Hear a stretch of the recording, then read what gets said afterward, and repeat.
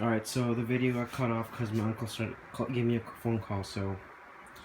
But yeah, revamp. Then there's After Forever, another band that Floor Jansen was in before. This is actually her first band. And this is actually their last album before they disbanded in 2009. I actually remember that day. It was in February, and it was just, it was sad news for me because I had just gotten into this band. Like literally a couple weeks ago, I had just gotten into this band, and then I found out that they were disbanding, and it was just really, really upsetting. So this is their last album, which is funny because the sign is I think it's called Omega, if I'm not mistaken, and it just represents the end. So that's the irony in the fact that the last album has a symbol, and it was their last album as a band. And I actually got Floor to sign this. Let me take out the little thing. Good God. I actually got Floor to sign this when I saw her with Revamp. I was so nervous to ask her because I didn't know how she would react. I don't know if she would say yes, if she would be like, no, I can't do that, blah, blah, blah, or, whatever. But she was nice enough to sign it, and I was really grateful for that because this is my favorite After Forever album. I'm planning on actually buying the album that precedes this one. It's called Reimagine, but it's so freaking expensive to buy. But when I get the money, I'm going to buy it. It's very rare. It's gonna cost about like $60. So when I get the money, I'll definitely buy it though, because it's worth it. Alright, so let's move on to Forever Still. Alright, so these are EPs. Forever Still, they don't have a full album yet. And I say yet because they're working on it. But these two EPs, well, this is the first EP that they ever have. Actually, I don't know how I found this band. I think it was through one of my friends Kimberly's YouTube reviews, and I listened to them and I liked them, and I bought their music. They actually have their music for free online. You can choose to pay whatever you want. You can pay $1, you can pay $3, you can pay nothing. I obviously paid $3 to download it online. But as soon as I got money, I decided to buy the physical copies because that's just what I like to do. So this is their first EP. These two EPs are actually part of 3 EPs that are coming up, and that makes up their debut album. So they have this idea, like instead of releasing one full debut album and then having to wait years until the next release, what they've been doing is that they've been releasing their debut album in 3 parts. So this is the first part of the album, this is the second part of the album, and the third part I think is coming out soon. And that leads up to the release of a full studio album, which I'm also gonna buy. So yeah, they're really good. The singer Maja, she caught me up by surprise because I didn't know that she did screams. So when I first heard some of the songs, I was like, oh, she sings really nice, and then she started screaming. I was like, oh, holy crap, she screams too. What is this? This is amazing. It's funny. I usually I placed him next to her in this moment, and they're both women's screamers. So that's really funny to me. I just realized that. Wow. But yeah, my favorite Forever Still song has to be the song from this EP, Save Me, which is called wait for it, Save Me.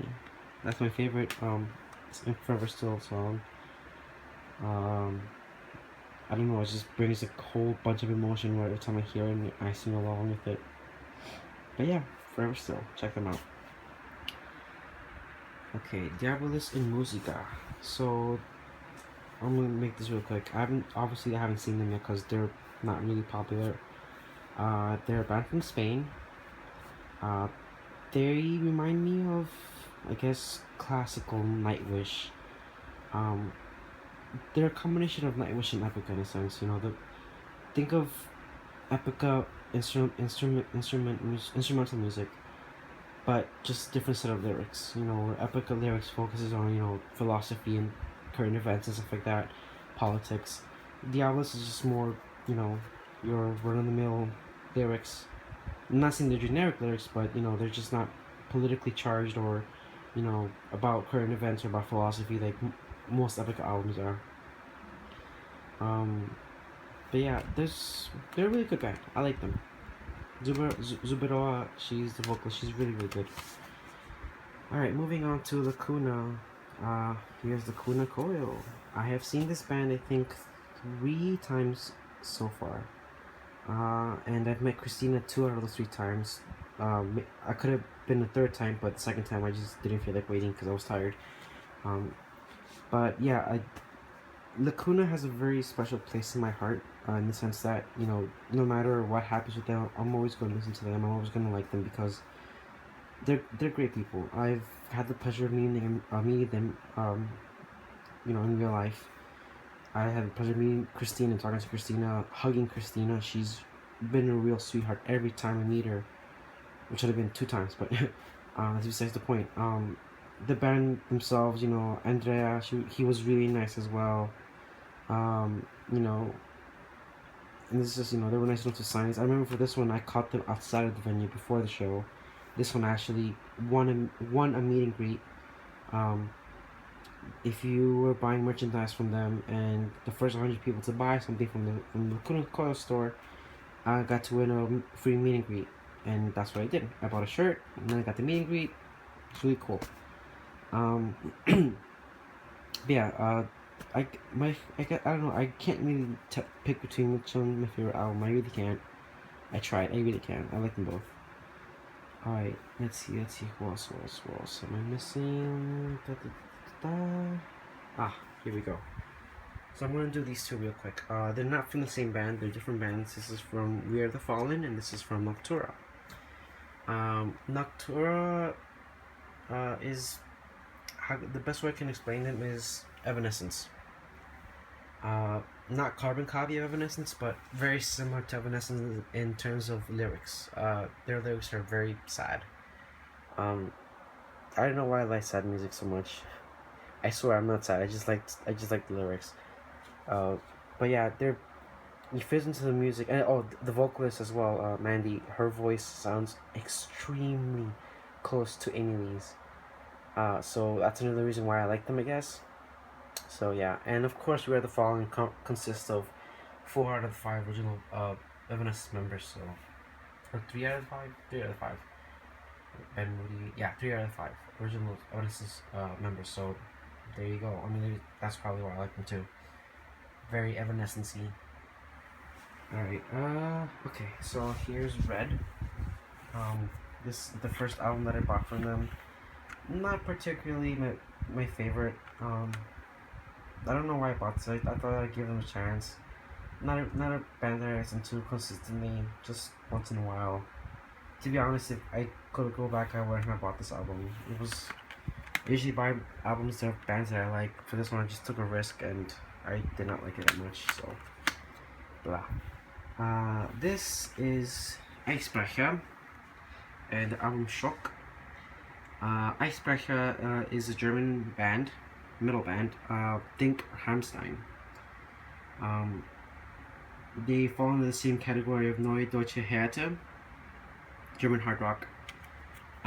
So yeah, this is my first Eisbrecher album. I've had some of their songs before, but obviously I downloaded illegally. So when I found out they were making a new album, I was like, might as well just buy it, and I did. Not particularly my favorite album, but they have some good songs. I guess my favorite one. What would be my favorite one? Titan. Titan is I guess one of my favorite songs from this album.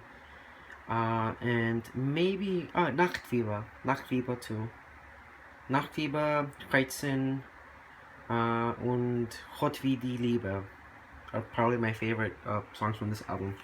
So yeah, if you like German rock or German metal like Rammstein, I just suggest listening to Eisbrecher. This album's pretty good too. So Schock, not shock. That's English. Schock. Cilver. Here we go. Cilver. Their music is pretty alright. Not my favorite, so to say, but you know, they're listenable. I don't skip them when they come on my iPod. I actually saw this band live. They toured with Lacuna recently, so that's how I actually bought the album. This EP. I bought it during the show. I got the singer to sign it, and I think the guitarist as well. They're really nice. They were nice people. They were cool. They're actually a New York City band, a local band. So, um, yeah, they're actually coming up with a new album soon. So, um, when I buy it, I'll add it on. Hopefully, we'll see what happens.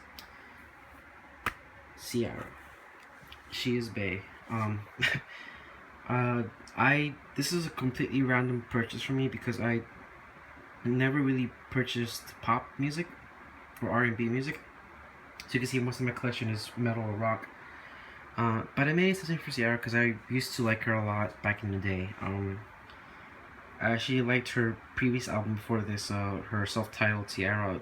It was a great album. I might actually consider buying it, but we'll see.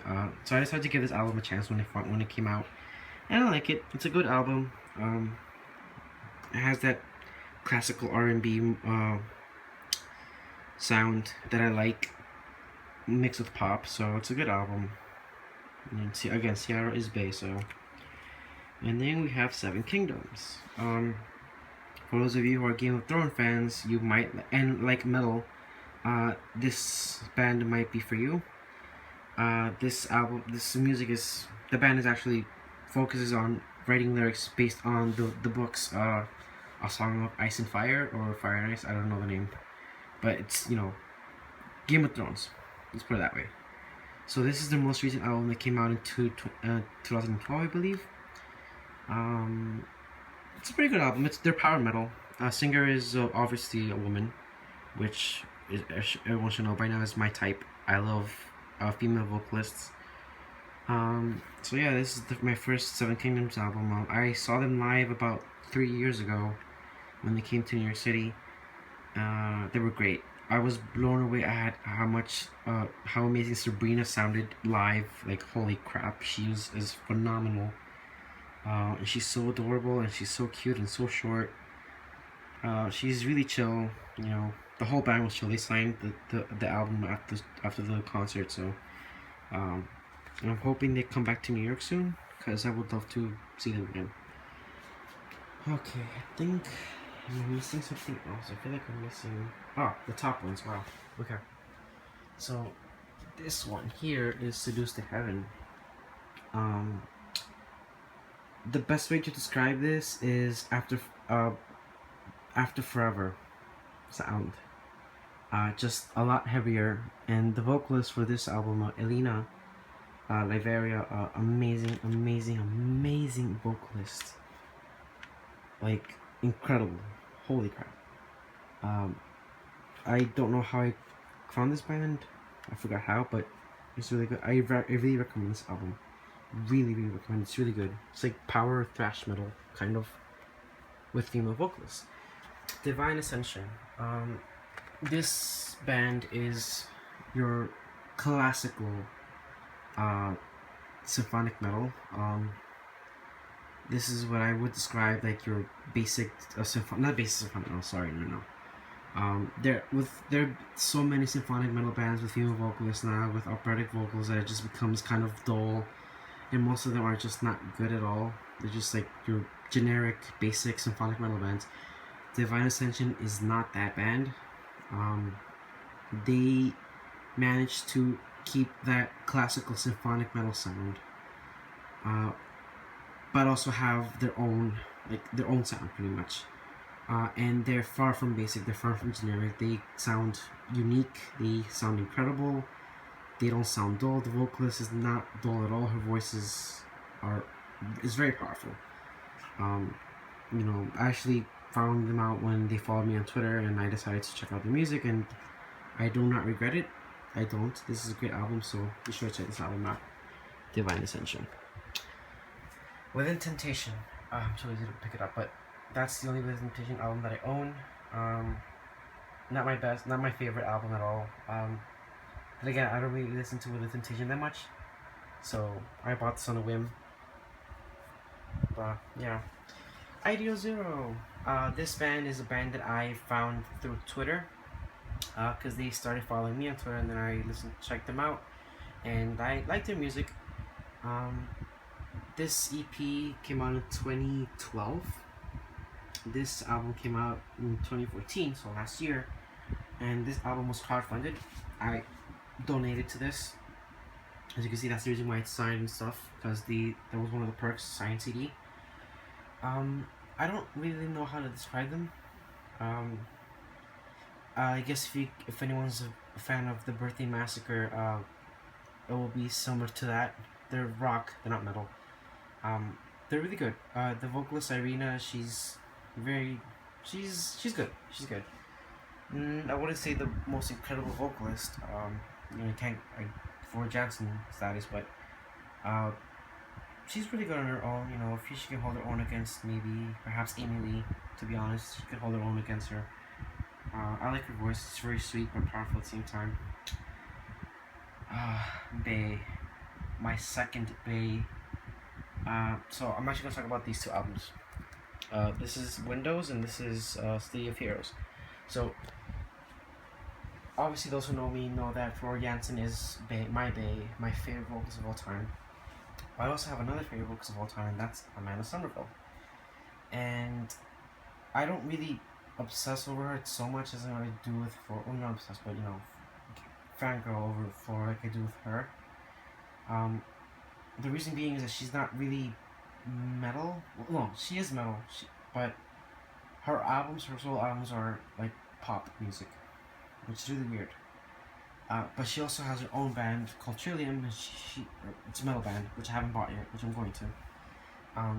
But yeah, basically, Amanda Somerville, she's behind the scenes kind of chick in the metal scene. She's worked with Kamelot, she's worked with Epica, she's worked with After Forever, she's worked with those heavy metal, those metal operas, Avantasia. She's involved in the metal scene, just background. And her voice is just as versatile. She can sing pop, she can sing rock, she can sing metal, she can do operatic vocals, just like Floor. Which is the reason why I absolutely love her voice. I love her. And yeah, that's Amanda Somerville. This is my favorite Amanda Somerville album. I think this is her second album. It's a good song. It's a feel-good song. Very, feel-good album. You just chill songs, chill music. This is Kiske Somerville. It's I guess a project band that between Amanda Somerville and ex-Halloween singer Michael Kiske. This is their second album actually. They've done an album before together, the self-titled Kiske Somerville album. This is the follow-up to that. It's pretty good. It's really good. I actually only bought it because I want to hear more Amanda Somerville, so there's that. But yeah, it's a good album. If you can take out Kiske's vocals and just leave Amanda, And Kamelot. This is weird for me because I typically do not listen to male-fronted bands. Mostly I don't. As you can see, most are female. Actually, all of them are female-fronted bands. Wow, just realized that. Well, the exception of these two, but again, these are the bands I don't listen to, as you can see. But Kamelot, I make this for Kamelot. I bought them. I was like, why not? I'm gonna be honest. I just bought them because I was like, might as well. When Tommy was announced as the new singer, I thought I'd give him a chance, and I like this album. And Haven, it's alright. I haven't really sat down to actually listen to it in its entirety, but from the songs that I've heard, it seems a pretty solid album. But my favorite Kamelot album has to be The Black Halo, which I haven't bought and I'm going to eventually. That was with the old vocalist Roy Khan, so yeah. Alright, so I tried him in 10 minutes and I'm probably going at 30 minutes for this thing, so if you guys can muster 30 minutes to watch this entire thing, then I salute you. So yeah, that's my CD collection. So thank you whoever watches this, and that's it.